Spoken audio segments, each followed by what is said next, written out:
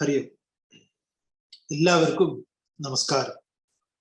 ഏതേഷാം പഞ്ചതത്വാന, ഈ പഞ്ചതത്വങ്ങളുടെ താമസാംശത്തിൽ നിന്ന്, ഇപ്പോ സാത്വികാംശവും രാജസാംശവും പറഞ്ഞു കഴിഞ്ഞു.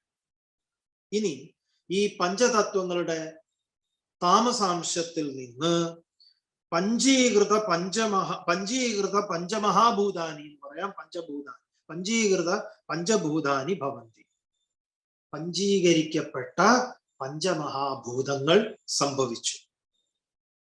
സ്വാഭാവികമായും എന്താണ് ഈ പഞ്ചീകരണം, എങ്ങനെ ഇരിക്കും അതൊക്കെ ഒന്ന് അറിയാനുള്ള താല്പര്യം ശിഷ്യൻ ചോദിച്ചു. പഞ്ചീകരണം കഥമിതി ചെയ്ത്, എന്താണ് ഈ പഞ്ചീകരണം? അഞ്ചു മഹാഭൂതങ്ങൾ എങ്ങനെയാണ് ചേർന്നത്, ഓരോന്നും ഓരോ പിടി ചേർന്ന് നിൽക്കുന്നത് എങ്ങനെയാണ് എന്നതാണ് ചോദ്യം. ഏതേഷാം പഞ്ചമഹാതത്വാന താമസാംശ സ്വരൂപം ഏകമേകം തത്വം ദ്വിധാ വിഭജ്യ ഏകമേകം പൃഥക് തൂഷ്ണീം വ്യവസ്ഥാപ്യ അപരമപരമർദ്ധം ചതുർധാ വിഭജ്യ സാർദ്ധം അദ്യേഷു അർദ്ധേഷു സ്വഭാഗചതുഷ്ടയം സംയോജനം കാര്യം തഥാ പഞ്ചീകരണം ഭവതി. അതാണ് പഞ്ചീകരണം. എന്താണ് പഞ്ചീകരണം? പഞ്ചമഹാതത്വാനാം താമസാംശ സ്വരൂപം. നേരത്തെ പറഞ്ഞല്ലോ, പഞ്ചമഹാതത്വങ്ങൾ, പഞ്ചമഹാഭൂതങ്ങളുടെ ആകാശം, വായു, അഗ്നി, ജലം, ഭൂമി, ഇവയുടെ താമസാംശം എല്ലാത്തിൽ നിന്നും, എല്ലാം കൂടെ എല്ലാ താമസാംശ സ്വരൂപം അതെന്തായി? ഏകമേകം ദ്വിധാ വിഭജ്യ, അത് രണ്ടായി വിഭജിച്ചു. എന്നിട്ടോ പൃഥക് തൂഷ്ണീം വ്യവസ്ഥാപ്യ, അത് രണ്ടായി. ആദ്യം ഓരോന്നായത് രണ്ടായി. പിന്നെയോ അപരമർദ്ധം ചതുർധാ വിഭജ്യ, അതിലെ പകുതി ഭാഗം അങ്ങനെ തന്നെ നിന്ന് ബാക്കി പകുതി ഭാഗം നാലായി. എന്നിട്ടോ സ്വാർത്ഥം അന്യേഷു അർദ്ധേഷു സ്വഭാഗ ചതുഷ്ടയം സംയോജനം കാര്യം തഥാ പഞ്ചീകരണം ഭവതി. അങ്ങനെ അത് അർദ്ധഭാഗം അങ്ങനെ നിന്നു, ബാക്കി അർദ്ധഭാഗം നാലായി. ആ നാലായ അർദ്ധഭാഗങ്ങളിൽ ഓരോരോ ഭാഗങ്ങൾ പരസ്പരം അങ്ങോട്ടും ഇങ്ങോട്ടും നിന്നു. ഇതാണ് പഞ്ചീകരണം. പിടികിട്ടിയിട്ടില്ല എങ്കിൽ നിങ്ങൾക്ക് വേണ്ടിയിട്ട് ഒരു പഞ്ചീകരണം വരച്ചിട്ട് അറിയാൻ വേണ്ടി എളുപ്പത്തിലൊന്ന് വരച്ചിട്ടുണ്ട്. ഇങ്ങനെ നിങ്ങൾക്ക് എത്രമാത്രം ഇത് ക്ലിയർ ആയിട്ട് കാണുന്നു എന്ന് അറിയില്ല. എന്തായാലും ഇത് ഒരു സ്ക്വയർ ആയിട്ട് ഇങ്ങനെ 5 സ്ക്വയർ ആയിട്ട് നിങ്ങൾക്ക് കാണാനോ, ഒരു ചതുരങ്ങളായിട്ട് നമുക്ക് സങ്കല്പിക്കാം. ഇത് ആകാശം, വായു, അഗ്നി, ജലം, ഭൂമി. ഇതാണ് നേരത്തെ പറഞ്ഞിട്ടുള്ള താമസാംശം ഓരോന്നിന്റെയും. ഈ ഓരോന്നും ആകാശവും, വായു, അഗ്നിയും, ജലവും, ഭൂമിയും. ആകാശം, വായു, അഗ്നി, ജലം, ഭൂമി. ഇവിടെ നിങ്ങളിങ്ങനെ ഓരോ 5 സ്ക്വയറോ 5 വൃത്തമോ വരയ്ക്കാം. ഓരോ വൃത്തത്തിന് നിങ്ങൾക്ക് പേര് നൽകാം. ഒന്നാമത്തത് ആകാശം, രണ്ടാമത്തത് വായു, അഗ്നി, ജലം, ഭൂമി, ക്രമത്തിൽ. എന്നിട്ട് അത് എന്തായി എന്നാ പറയുന്നത്? രണ്ടായി എന്ന് പറഞ്ഞു. രണ്ടായി എന്ന് പറഞ്ഞപ്പോ നമ്മൾ ഇങ്ങനെ അതിനെ 2 പകുതിയാക്കി. എല്ലാം അത് രണ്ടായി. അപ്പൊ നിങ്ങൾക്ക് അതിനെ പകുതിയാക്കാം. സ്ക്രീനിൽ ക്ലിയർ ആയിട്ട് തോന്നുന്നുണ്ട്, കാണുന്നുണ്ട് തോന്നുന്നു. ഇത്രയേ ഉള്ളൂ. ഒരു സ്ക്വയർ ആണെങ്കിലും വൃത്തമാണെങ്കിലും അത് പകുതിയായി, പകുതിയായി നിൽക്കുന്നു. അടുത്തത് എന്ത് സംഭവിച്ചു? ആ പകുതിയായതിൽ നിന്ന്, ഇവിടെയാണ് നമ്മൾ വളരെ ശ്രദ്ധിക്കേണ്ടത്, ഈ പകുതിയായി നിന്ന ഇതിൽ നിന്ന് ബാക്കി ഇതെല്ലാം ഇത് 4 ഒരു ചിത്രം കൂടെ വരയ്ക്കേണ്ടതാണ്. ഇതിനെ 4 നിങ്ങളത് ഒന്ന് നന്നായി ശ്രദ്ധിച്ചാൽ മതി. അപ്പൊ ഇത് പകുതിയായിട്ട്, ഇപ്പൊ ആകാശം പകുതിയായി. ഇവിടെ നേരത്തെ പറഞ്ഞല്ലോ ആകാശം പകുതിയും പകുതിയായി. ശരി, അതിനുശേഷം ഈ പകുതി അങ്ങനെ തന്നെ നിന്ന് അടുത്ത പകുതി 4 അതാണ് അർദ്ധം ഏകമേകം. 4 ഈ 4 ഈ മറ്റ് ഭൂതങ്ങളിൽ നിന്ന് മറ്റ് ഭൂതങ്ങളിലെ പകുതി ഭാഗങ്ങളിലേക്ക് അന്യോന്യം കൈമാറ്റം ചെയ്യപ്പെട്ടു. അതായത് പഞ്ചീകരിക്കപ്പെട്ട ആകാശം എന്ന് പറയുന്നത് അർദ്ധഭാഗം ആകാശമാണ്. പിന്നെ അതിലെന്തുണ്ട്? വായുവുണ്ട്, അഗ്നിയുണ്ട്, ജലമുണ്ട്, ഭൂമിയുണ്ട്. പകുതിയിൽ 1/8 ആയിരിക്കും ആ കണക്ക് വരുമ്പോ. അപ്പൊ ഇതേ ക്രമത്തിലാണ് അടുത്തത്. ഇപ്പൊ ആകാശം, പഞ്ചീകരിക്കപ്പെട്ട ആകാശം എന്ന് പറയുന്നതിൽ പകുതി ഭാഗം ആകാശവും അതിൽ ഒരു ചെറിയ ഭാഗം 4/1 ഒരു ഭാഗം വായു, അഗ്നി, ജലം, ഭൂമി.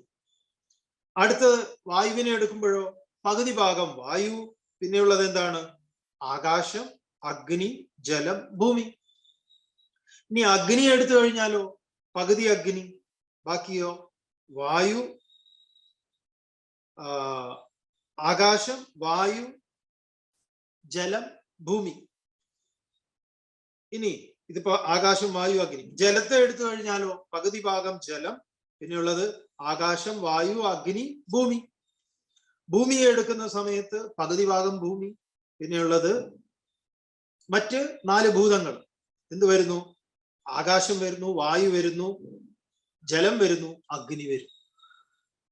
ഇങ്ങനെ ഓരോന്നും ചതുഷ്ടയം സംയോജനം കാര്യം, ഇങ്ങനെ 4 ഈ ക്രമത്തിൽ അർദ്ധഭാഗം അതത് ഭൂതവും ബാക്കി അർദ്ധഭാഗത്തിലേക്ക് ഈ മറ്റ് ഭൂതങ്ങളിലെ ഘടകങ്ങളും കൂടെ ഈ ഒരു കണക്കിൽ, ഇതിന്റെ ഒരു വേദത്തിന്റെ ഒരു കണക്കാണ്.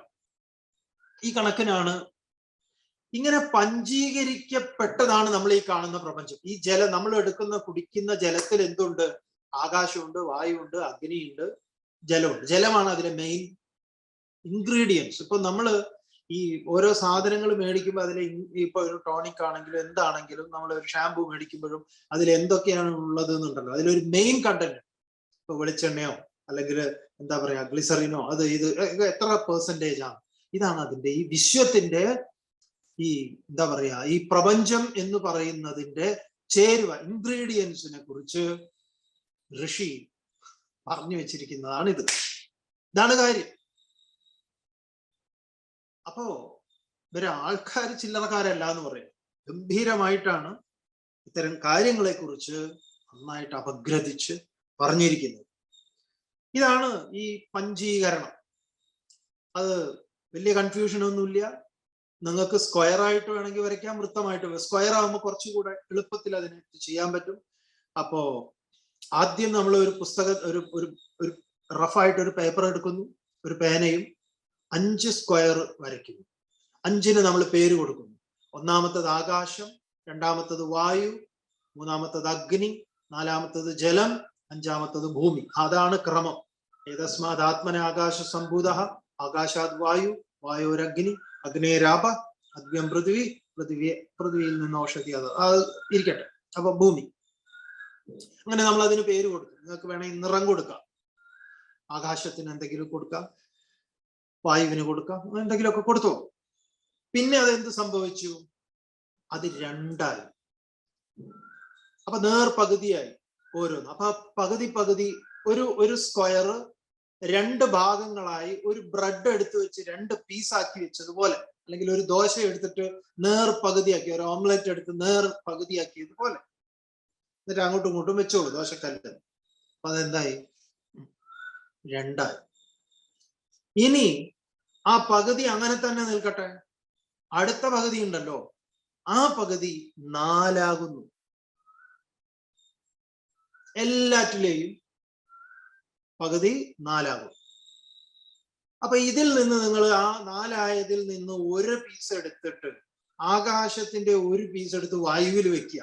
വായുവിൽ വെക്കണമെങ്കിൽ അവിടെ സ്പേസ് കിട്ടണമെങ്കിൽ വായുവിന്റെ ആ ഒരു പീസ് എടുത്തിട്ട് ഇപ്പുറത്ത് വെക്കണം. അപ്പൊ നിങ്ങൾ എന്ത് ചെയ്തു? ആകാശത്തിൽ നിന്ന് ആ 4 നിൽക്കുന്ന ഒന്നെടുത്ത് വായുവിൽ വെക്കുന്നു. അപ്പൊ വായുവിന്റെ ഒന്നെടുത്ത് ഈ ആകാശത്തിൽ വെക്കുന്നു. അപ്പൊ ആകാശത്തിൽ ഇപ്പൊ ഉള്ളത് എന്താണ്? അർദ്ധഭാഗം ആകാശവും ഒരു ചെറിയ അംശം വായുവുണ്ട്, ബാക്കി മുഴുവൻ ആകാശമാണ്. അപ്പൊ അടുത്ത ആകാശത്തിന്റെ കഷ്ണം എടുത്തിട്ട് എവിടേക്ക് പോകുന്നു? അഗ്നിയിലേക്ക് പോകുന്നു. അപ്പോഴേക്കും അഗ്നിയിലുള്ളത് ഇവിടേക്ക് വരും. പിന്നെ ജലത്തിലേക്ക് പോകുന്നു, ഭൂമിയിലേക്ക് പോകുന്നു, മറ്റു ഭൂതങ്ങളുടെ ഒക്കെ ചെറിയ ചെറിയ പീസ് ഇവിടേക്ക് വരുമ്പോ ഇവിടെ നിന്നുള്ളതൊക്കെ അന്യോന്യം പോകും. ഇങ്ങനെ ഓരോന്നും മാറുന്നു. ഇത്രയാണ്. ഇതാണ് പഞ്ചീകരണം. സിമ്പിളാണ്. ഒന്നുമില്ല. ഇതുകൊണ്ടാ വരയ്ക്കാൻ പറഞ്ഞു. വരച്ചോ. ഈ പഞ്ചമഹാതത്വങ്ങളിൽ ഓരോന്നിന്റെയും താമസാംശം 2 അത് താമസാംശമാണ് പറഞ്ഞത്. അതുകൊണ്ടാണ് സൃഷ്ടി പറയുമ്പോ മായയോട് ചേർന്ന് നിൽക്കുന്നു എന്ന് പറയുന്നത്. അപ്പൊ ആ പകുതി വെവ്വേറെയായി, മറ്റേ പകുതികൾ ഓരോന്നും 4 എന്നിട്ടോ ആ സ്വന്തം പകുതി നിലനിന്നുകൊണ്ട് മറ്റു 4 ഓരോന്നിലും പരസ്പരം ചേർന്നു. ഏതേഭ്യ പഞ്ചീകൃത പഞ്ചമഹാഭൂതേഭ്യ പ്രത്യേകം ബ്രഹ്മാണ്ടം സംഭൂതം. ഈ പഞ്ചീകൃത പഞ്ചമഹാഭൂതങ്ങളിൽ ഓരോന്നിൽ നിന്നും പ്രത്യേകം ബ്രഹ്മാണ്ടങ്ങൾ ഉണ്ടായി. ഇതൊരു കൺസെപ്റ്റാ. നോക്കൂ, അനന്തകോടി ബ്രഹ്മാണ്ടമാണ്. നിങ്ങൾ എത്രയൊക്കെ ഗാലക്സി ഉണ്ട് എന്ന് പറഞ്ഞാൽ അതൊക്കെ ഇതിൽ നിന്ന് ഇങ്ങനെ ഉണ്ടായതാണ്. ഇങ്ങനെ ഏതേഭ്യ പഞ്ചീകൃത പഞ്ചമഹാഭൂതേഭ്യ, ഈ പഞ്ചീകൃത പഞ്ചമഹാഭൂതങ്ങളിൽ ഓരോന്നിൽ നിന്നും പ്രത്യേകം ബ്രഹ്മാണ്ടം സംഭൂതം, ബ്രഹ്മാണ്ടം സംഭവിച്ചു. ഏതൻ മധ്യേ ചതുർദശ ഭുവനാനി ജാതാനി, ഇതിൽ നിന്ന് 14 ലോകങ്ങൾ ഉണ്ടായി. 14 മുകളിലേക്ക് 7, താഴേക്ക് 7, ഇങ്ങനെയാണ് ഈ 7 14. എന്തൊക്കെയാണ്? ഭൂ ഭുവ സുവ. ഇതാണ് വ്യാഹൃതി എന്ന് നമ്മൾ ഗായത്രിയിൽ പറയുന്നത്. ഈ മുകളിലേക്കുള്ള ലോകത്തിന്റെ, ഊർധ്വ ലോകത്തിന്റെ പ്രതീകങ്ങളായിട്ട് ഈ 3 കൂടെ എടുത്തതാണ്. ഗായത്രി നമ്മൾ ചൊല്ലുന്ന സമയത്ത് ഈ 3 ഈ 3 ലോകത്തെ പരിഗണിക്കും. ഭൂർ ഭുവ സുവ. അപ്പം ഭൂ ഭുവ സുവ, ഭൂ ഭുവ സുവ, മഹ ജന തപ സത്യ. ഇതാണ് 7 ലോകങ്ങൾ. എവിടേക്ക്? മുകളിലേക്ക്. താഴേക്കുള്ളതോ അതല, വിതല, സുതല, തലാതല, രസാതല, പാതാള. ഇങ്ങനെ താഴേക്ക് 7 ലോകങ്ങളും. അതലം, വിതലം, സുതലം, തലാതലം, രസാതലം, പാതാളം.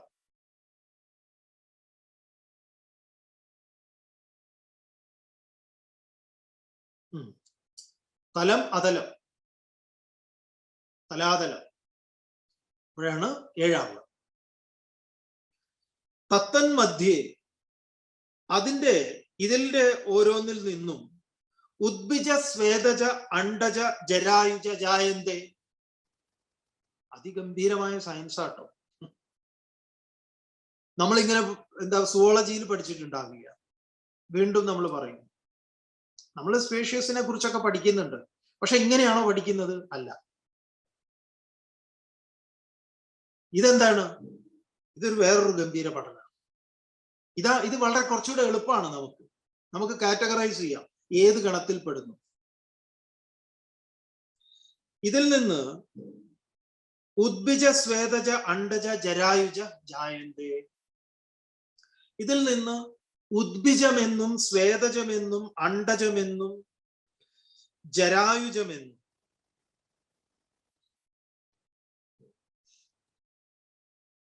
ജീവജാലങ്ങൾ ഭവിക്കുന്നു. എന്താ ഈ ഉദ്ഭിജം എന്ന് പറഞ്ഞാല്? ഭൂമി പിളർന്ന് ഉണ്ടാകുന്നത്. അപ്പൊ തന്നെ നോക്കൂ, ഭൂമി എന്ന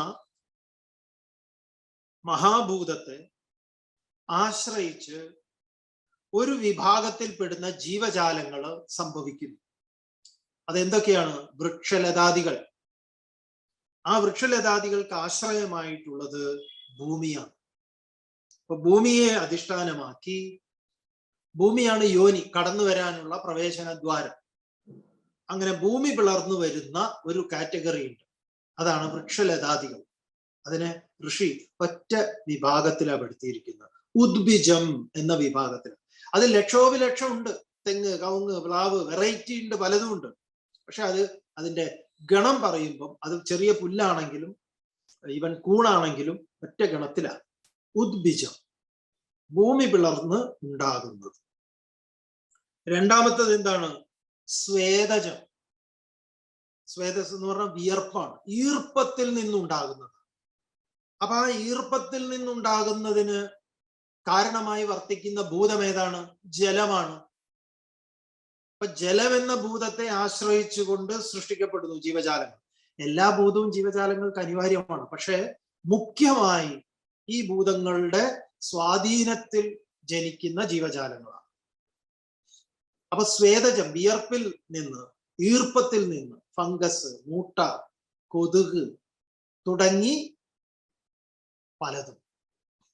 ജലത്തിലാണ് ജലത്തിന്റെ അഭാവത്തിൽ അതിന് നിലനിൽക്കാൻ പറ്റും. അതിന്റെ കടന്നുവരവ് ജലവുമായി, ഈർപ്പവുമായി ബന്ധപ്പെട്ടിട്ടുള്ളത്.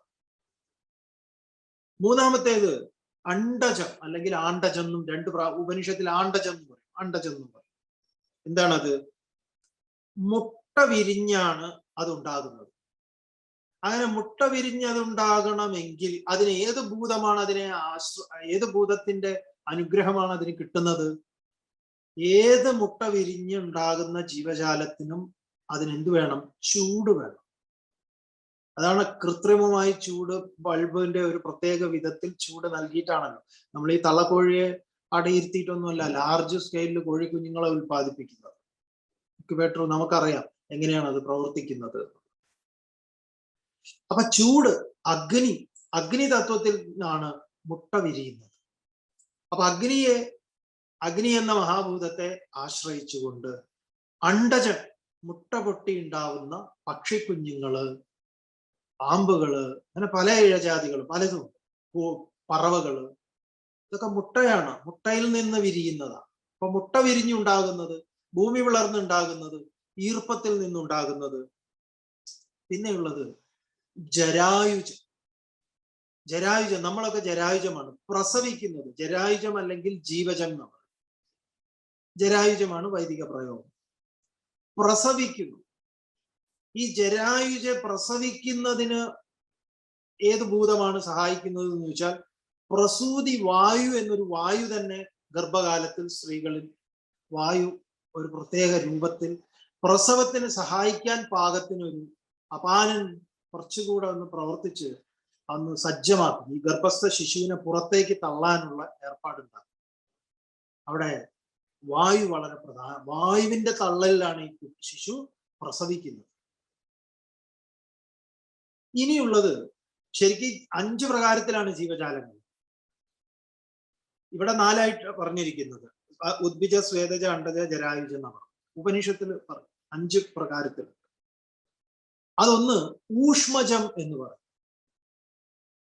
ഊഷ്മജം എന്ന് പറഞ്ഞാല് അന്തരീക്ഷത്തിൽ ഉണ്ടാകുന്നതാണ്. അതാണ് വൈറലുകളൊക്കെ നിലനിൽക്കുന്നത് ഈ സ്പേസിലാണ്. അത് ആകാശത്തെയാണ് അധിഷ്ഠാനമാക്കുന്നത്. സ്പേസിന്റെ അഭാവത്തിൽ അതിന് നിലനിൽപ്പില്ല.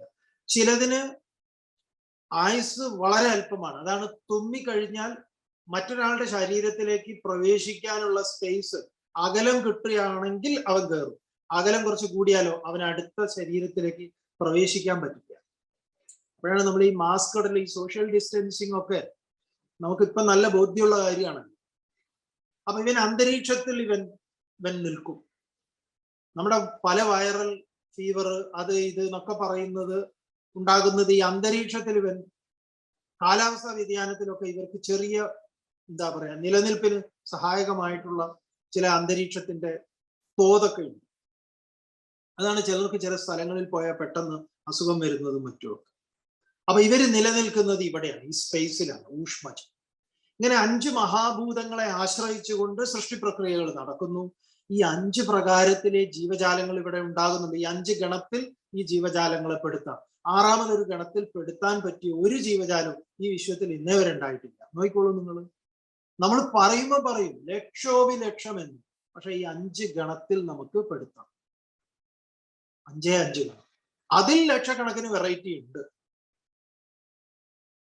തത്തത് ശരീര അഭിമാനി ജീവ അനന്ത ബ്രഹ്മാണ്ടാഭിമാനി ച ഈശ്വര.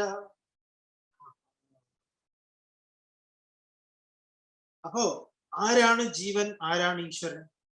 ജീവേശ്വരയോ സംബന്ധ, ജീവനും ഈശ്വരനും തമ്മിലുള്ള സംബന്ധം എന്താ പറയുന്നത്? തത്തത് ശരീര അഭിമാനി ജീവ, അതാത് ശരീരങ്ങളിൽ അഭിമാനമുള്ളത് ജീവൻ. അത് വൃക്ഷമാണെങ്കിലും ഏതാണെങ്കിലും അതൊക്കെ ജീവനാണ്. അപ്പോ അതത് ശരീരങ്ങളിലെ അഭിമാനിയായിട്ടുള്ളതിനെയാണ് ഈ ജീവൻ എന്ന് പറയുന്നത്. ജീവൻ. അനന്ത ബ്രഹ്മാണ്ടാഭിമാനി, സമഷ്ടി ശരീരത്തെ അത് എടുത്തു കഴിഞ്ഞാലോ സമഷ്ടി ശരീര അഭിമാനി ആരാണ്?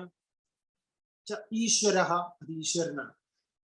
നമ്മൾ പറഞ്ഞത് സമഷ്ടി കാരണ ശരീരാഭിമാനി ഈശ്വര ഉച്ചത്. ഇവിടെ സമഷ്ടി ശരീരാഭിമാനി ഈശ്വര ഉച്ചത്. ഈശ്വരൻ എന്ന് നമ്മൾ പറയുന്നത് അതാണ്. അല്ലാതെ ആകാശത്ത് എവിടെയോ ഇരുന്ന് നമ്മുടെ നക്കാപ്പിച്ച കിട്ടിയാൽ നമുക്ക് എന്തോ തരുന്ന ഒരാളാണ് ഈശ്വരൻ എന്നത് ഈശ്വരനെ അവമാനിക്കലാണ്. ഈശ്വരൻ എന്തോ കിട്ടും എന്ന് പറഞ്ഞ് വെടിപൊട്ടിക്കുന്നതൊക്കെ നല്ല ഇടി കിട്ടാൻ വിവരക്കേടാണ്.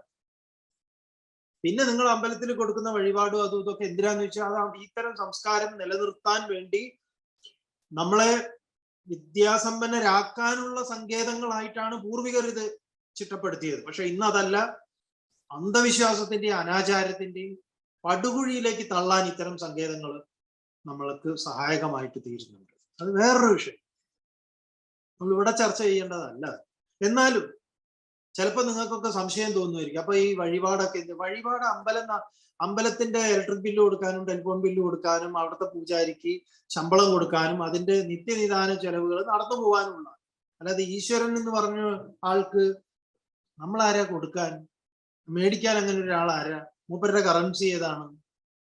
10 പൈസയുടെ ബുദ്ധി ഇല്ലാതെ വരുമ്പോൾ നമ്മൾ ഇങ്ങനെയൊക്കെ കണ്ട ജ്യോത്സ്യന്മാരൊക്കെ പറയുന്നത് കേട്ട് ഇങ്ങനത്തെ ഓരോ പൊട്ടത്തരങ്ങൾ ചെയ്യുന്നു. അത്രയേ ഉള്ളൂ.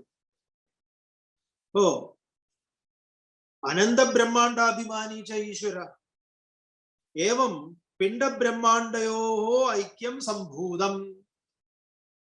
ഇപ്രകാരം എന്താണ് പിണ്ഡബ്രഹ്മാണ്ടം, വ്യഷ്ടി സമഷ്ടി, പിണ്ഡം എന്ന് പറയുമ്പോൾ വ്യഷ്ടി, ബ്രഹ്മാണ്ടം എന്ന് പറയുമ്പോൾ സമഷ്ടി. ഇങ്ങനെ വ്യഷ്ടി സമഷ്ടിയുടെ പിണ്ഡ ബ്രഹ്മാണ്ടങ്ങളുടെ ഐക്യം എന്താ പറയാ സംഭൂതം സംഭവിക്കുന്നു. ഇതെപ്പോഴും കണക്റ്റഡ് ആണ്. നമ്മുടെ ഒരു ഫോണ് വൈഫൈ ആയിട്ട് കണക്ട് ചെയ്യുന്നത് പോലെ ഒരു പാസ്വേഡ് അടിച്ച്, ഈ തത്വബോധം ഒരു പാസ്വേഡാണ്, അത് കൊടുത്തു കഴിഞ്ഞാൽ പിന്നെ അത് കണക്റ്റഡ് ആണ്. ഈ വലിയ നെറ്റ്വർക്കുമായിട്ട് നമ്മുടെ ഈ ചെറിയ ഫോണ് കണക്ട് ആവുന്നത് പോലെ നമ്മുടെ ശരീരം കണക്റ്റഡ് ആണ്, ഓൾറെഡി കണക്ഷൻ ആണ്, അത് കൊടുക്കാൻ അറിയാത്തതുകൊണ്ടാണ്. സ്ഥൂല ശരീരാഭിമാനി ജീവനാമകം ബ്രഹ്മപ്രതിബിംബം ഭവതി സ ജീവ ഏവ പ്രകൃത്യ സ്വസ്മാത് ശരീരം ഭിന്നത്വേന ജാനാതി. അപ്പൊ ഇതെന്താ ഇത് പിടികിട്ടാത്തത്? അതിതാണ് സ്ഥൂല ശരീരാഭിമാനി.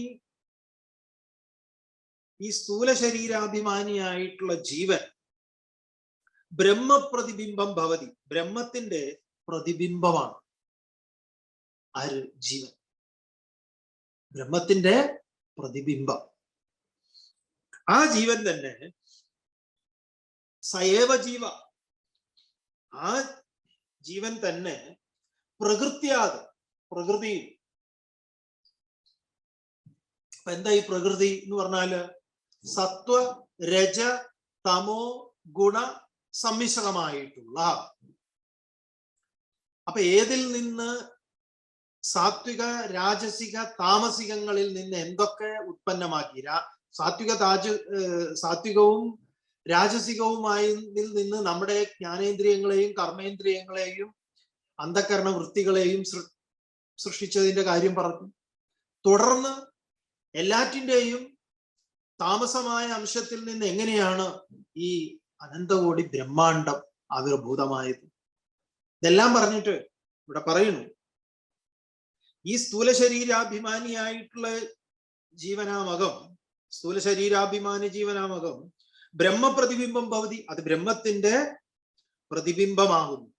അതുകൊണ്ട് സയേവ ജീവ പ്രകൃത്യ സ്വസ്മാത്, പ്രകൃത്യ എന്നുള്ള ശബ്ദം പറഞ്ഞുകൊണ്ടാണ് ഇത് പറഞ്ഞത്. പ്രകൃത്യ, പ്രകൃതിയിൽ നിന്ന്, പ്രകൃതിയാൽ എന്ന് പറയുമ്പം മായ തുടങ്ങിയിട്ടുള്ള അതിന്റെ ആ ചതുർവിംശതി തത്വത്തിന്റെ ആദ്യത്തേത് മുതൽ ഇങ്ങോട്ടേക്ക് വരണം. ഇതിങ്ങനെ ലിങ്ക് ആയിട്ടാണ് പോകേണ്ടത്, അല്ലാതെ ഇവിടുന്ന് ഒരു സംശയം എടുക്കലല്ല. ഇതൊരു പഠനം എന്ന് പറഞ്ഞാൽ ബോധിച്ച് നമ്മൾ മുന്നോട്ടേക്ക് പോവുകയാണ്. അപ്പോ ആ പ്രകൃതിയാൽ മായയാൽ സ്വസ്മാത് ഈശ്വരം തന്നിൽ നിന്ന് അന്യനായി ഭിന്നനായി ഭിന്നത്വേന ജാനാതി, ഞാൻ കാണുന്നു. അപ്പൊ ഈശ്വരൻ എന്നിൽ നിന്ന് അന്യനാണ് എന്ന് ഞാൻ കാണുന്നതിന്റെ കാരണം കുട്ടൻസ് പറയുക ഇവിടെ, അത് എന്നിൽ നിന്ന് അന്യനല്ല. ഈ വിജയേന്ദ്ര സരസ്വതി നമ്മുടെ കാഞ്ചി പെരിയവര് പറയുന്ന ഒരു നല്ല ഒരു തമാശ പറയുന്ന ഒരു കഥയുണ്ട്. തമാശയായിട്ടാ പറഞ്ഞത്, വളരെ തമാശയാണ്. ഒരിക്കലൊരാള് മകൾക്ക് വിവാഹപ്രായമായ സമയത്ത് നല്ലൊരു വരനെ കണ്ടെത്തി. എന്നിട്ട് പറഞ്ഞു, നീ ഇവനെ വിവാഹം കഴിക്കൂ. അവള് പറഞ്ഞേ, അങ്ങനെ പറ്റില്ല, ഇയാള് യോഗ്യനാണോ എനിക്ക് എങ്ങനെ അറിയാം? ഞാൻ ഏറ്റവും നല്ല യോഗ്യനായിട്ടുള്ള ഒരാളെ കണ്ടെത്തി. അങ്ങനെ ഞാൻ തെരഞ്ഞു കണ്ടെത്തിയിട്ട് അയാളെ വിവാഹം കഴിക്കും. അങ്ങനെ ഈ കുട്ടി യോഗ്യനെ അന്വേഷിക്കാണ്. ആരാണ് ഈ നാട്ടിലെ യോഗ്യൻ? അപ്പൊ പറഞ്ഞു, രാജാവാണ് ഏറ്റവും യോഗ്യനായിട്ടുള്ള ആള്, കേമനായിട്ടുള്ള ആള്. അങ്ങനെയാണെങ്കിൽ രാജാവിനോട് എന്നെ വിവാഹം കഴിക്കാൻ. കഥയാണ്, കഥയിൽ അങ്ങനെ ചോദ്യമൊന്നും. അതുകൊണ്ട് രാജാവിനെ പിന്തുടർന്നു ഈ കുട്ടി. അങ്ങനെ രാജാവിനെ പിന്തുടർന്നത് കണ്ടപ്പോ രാജാവ് ഇങ്ങനെ പല്ലൊക്കെ പോകുമ്പോ ഒരു സാധു മഹാത്മാവ് ഇങ്ങനെ കാഷായ വേഷത്തിലൊക്കെ ഇങ്ങനെ നടന്നു വരുമ്പോ രാജാവ് പല്ലക്കിൽ നിന്ന് ഇറങ്ങി അദ്ദേഹത്തിനെ തൊഴുതു. അദ്ദേഹം പോയതിനു ശേഷം രാജാവ് കയറി പോവാൻ തുടങ്ങി. അപ്പൊ ഈ കുട്ടി മനസ്സിലാക്കി, ഓഹോ, രാജാവല്ല, ഇയാളാണ് വലുത്, എന്നാ പിന്നെ ഇങ്ങോരെ ആവാന്ന് കരുതി. അങ്ങോരോട് തരം കിട്ടിയിട്ടൊന്നും വേണമല്ലോ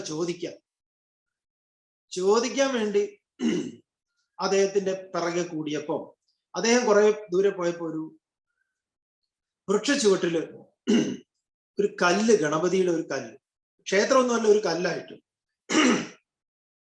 വെച്ചിരിക്കുന്നു. അപ്പൊ അവിടെ അദ്ദേഹം അതിനെ വണങ്ങിയപ്പോ അപ്പൊ ഇദ്ദേഹത്തിനേക്കാൾ കേമനാണല്ലോ ഈ ഗണപതി, ഈ കല്ല് എന്ന് കരുതി കുട്ടി തീരുമാനിച്ചു അത്ര, എന്നാ ഇതിനെ വിവാഹം കഴിക്കാം. അപ്പൊ ഈ സാധുവിനെ വിട്ട് ഈ കല്ലിന്റെ പിറകെയായിരുന്നു. അപ്പൊ ഒരു നായ വന്നിട്ട്, നായയെ സംബന്ധിച്ച് അതൊരു കല്ലാണ്. അപ്പോ നായ അതിൽ കാല് പൊക്കി മൂത്രമൊഴിച്ചു. എടാ, ഇവനാര് എന്ന് ആ കുട്ടിക്ക് ചിന്തയായപ്പോ, ഇങ്ങനെ ഇതിനെ ഇതാക്കണമെങ്കിൽ നായയല്ലേ വലുത്, അവനായിരിക്കും വലുത്, ഇന്ന് അതിനെ കഴിക്കാന്നായി. അപ്പോ അതിന്റെ പിറകെ പോകുമ്പോ അതിനെ ഒരു കുട്ടി ഒരു കല്ലെടുത്തൊരു ഏറ് കൊടുത്ത് ഓടിക്കുന്നതാണ്.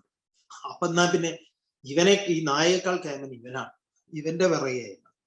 അപ്പൊ ഈ കല്ലെറിഞ്ഞ ഈ നായയെ ഉപദ്രവിച്ച കുട്ടിയെ കണ്ട് ഒരു യുവാവ് ആ കുട്ടിയെ ശകാരിച്ച് ഉപദേശിച്ചു വിട്ടു. അത് ചെയ്യരുത്, ഒരു സഹജീവികളോട് നമ്മൾ അങ്ങനെ കാണിക്കാൻ പാടില്ല എന്നൊക്കെ പറഞ്ഞപ്പോ അവനോ ക്ഷമിക്കണം എന്നൊക്കെ പറഞ്ഞു ക്ഷമാപണമൊക്കെ നടത്തിയപ്പോ ഇവൾക്ക് തോന്നി അപ്പോ ഇയാളാണല്ലോ കേമൻ എന്ന്. നോക്കുമ്പോ എന്താ, ഇയാളെയാണ് അച്ഛൻ കല്യാണം കഴിക്കാൻ പറഞ്ഞത്. അത്ര സ്വാമിജി ഇത് പറയുന്നത് ഇങ്ങനെ അന്വേഷിക്കുകയാണ്. ഇത് തൊട്ടടുത്ത് തന്നെ ഉണ്ട്, തദ്ദൂരേ തദന്തികെ. പക്ഷെ അത് സ്വസ്മാത് ഈശ്വരം ഭിന്നത്വേന ജാനാതി, വളരെ ഭിന്നനായി ദൂരെയായിട്ട് കാണുന്നു. ഇങ്ങനെ പറഞ്ഞിട്ട് അവിദ്യോപാധി സൻ ആത്മാ ജീവ ഇതി ഉച്യതേ. ഇങ്ങനെ അവിദ്യോപാധിയോട്, അവിദ്യ അജ്ഞാനമാകുന്ന ഉപാധിയിലൂടെ പ്രകടമാകുന്ന ആത്മാവിനെയാണ് ജീവൻ എന്ന് പറയപ്പെടുന്നത്. അപ്പൊ എന്താണ് ജീവൻ എന്ന് നമ്മുടെ ഇതില് സംശയം ചോദിച്ചിട്ടുണ്ടായിരുന്നു. ആ സംശയത്തിനുള്ള ഉത്തരം കൂടിയാണ് ഇവിടെ പറയപ്പെട്ടിട്ടുള്ളത്. എന്താണ്? അവിദ്യ അജ്ഞാനമാകുന്ന ഉപാധിയിലൂടെ പ്രകടിക്കുന്ന സമയത്ത് അതെന്താകുന്നു? ആ ആത്മാവാണ് ജീവൻ എന്ന് പറയുന്നത്. എന്താ പറഞ്ഞത്? അവിദ്യോപാധി സൻ ആത്മാ ജീവ ഇതി ഉച്യതേ. അങ്ങനെയാണെങ്കിൽ മായോപാധി സൻ ഈശ്വര ഇതി ഉച്യതേ. മായ എന്ന ഉപാധിയിലൂടെ പ്രകടമാകുമ്പം ആ ആത്മാവ് എന്താണ്? ഈശ്വരൻ എന്ന് പറയും. ഈശ്വരന് പുതിയ പുതിയ നിർവചനങ്ങള് നൽകിക്കൊണ്ടിരിക്കും. ഇനിയുള്ള ബാക്കി ഭാഗങ്ങൾ നമുക്ക് നാളെ കൊണ്ട് തീർക്കാം.